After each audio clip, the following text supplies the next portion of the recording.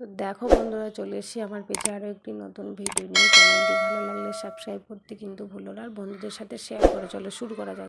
Class পঞ্চম শ্রেণীর আমাদের পরিবেশ পৃষ্ঠা হচ্ছে 136 থেকে 133 পাতা। যে প্রশ্নগুলো আছে সেই প্রশ্নগুলো আমি আলোচনা করছি। সেই প্রশ্নগুলো আমি কিছু আলোচনা করে দিচ্ছি। তো দেখো, প্রথম প্রশ্নটি আছে, প্রচলিত শক্তি বলতে কি বোঝো? উদাহরণ দাও। যেসব শক্তির উৎস বর্তমানে বেশি ব্যবহৃত হয় সেগুলি চিরাচরিত বা প্রচলিত শক্তির উৎস বলে। আর এই সমস্ত শক্তির উৎস থেকে যে বিদ্যুৎ উৎপাদন করা হয় তাকে প্রচলিত বা চিরাচরিত শক্তি বলে, যেমন কয়লা, খনিজ তেল, প্রাকৃতিক গ্যাস প্রভৃতি। তারপর পরের প্রশ্ন আছে, প্রচলিত শক্তি ব্যবহারের সুবিধাগুলি কি কি?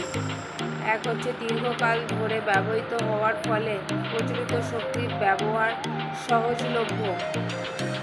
2 নম্বর হচ্ছে কোনো দেশে চিরাচরিত বা প্রচলিত শক্তির উৎস না থাকলেও এগুলি অন্য দেশ থেকে আমদানি করে ব্যবহার করা হয়।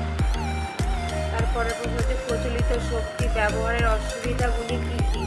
1 নম্বর হচ্ছে অধিকাংশ প্রচলিত শক্তির উৎস ব্যবহার পরিবেশে দূষিত হয়। 2 নম্বর হচ্ছে ব্যবহার বা বিকাশের জন্য এবং আবরণের জন্য প্রচুর মূলধনের প্রয়োজন হয়।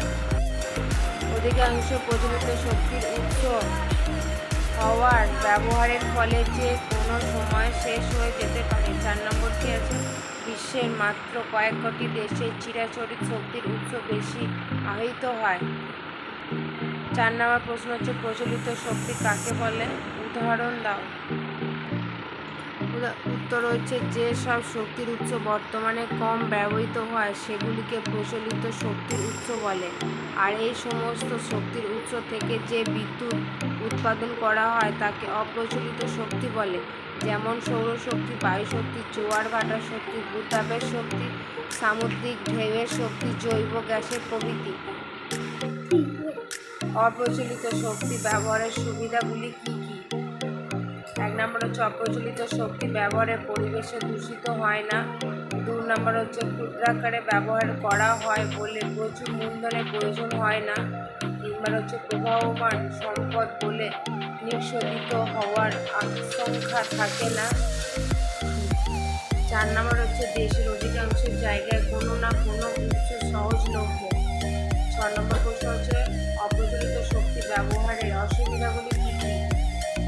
1 নম্বর হচ্ছে অপ্রচলিত বলে ব্যবহারের জন্য প্রয়োজনীয় প্রযুক্তি সহজলভ্য নয়। 2 নম্বর হচ্ছে সর্বত্র সমান মাত্রায় পাওয়া যায় না, যেমন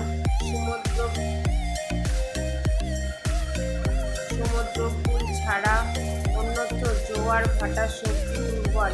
হিমমণ্ডলে সৌরশক্তি পর্যাপ্ত নয়। বায়ুশক্তি সর্বত্র ব্যবহারযোগ্য নয়। 3 নম্বর পয়েন্ট কি? অচিরাচরিত শক্তির উৎস এক দেশ থেকে অন্য দেশে পরিবহন করা যায় না। 7 নম্বর হচ্ছে প্রশ্ন, পেট্রোলিয়াম ও কয়লা ব্যবহার করে যে শক্তি পাওয়া যায় তা কি প্রচলিত শক্তি? হ্যাঁ, ওগুলি প্রচলিত শক্তি।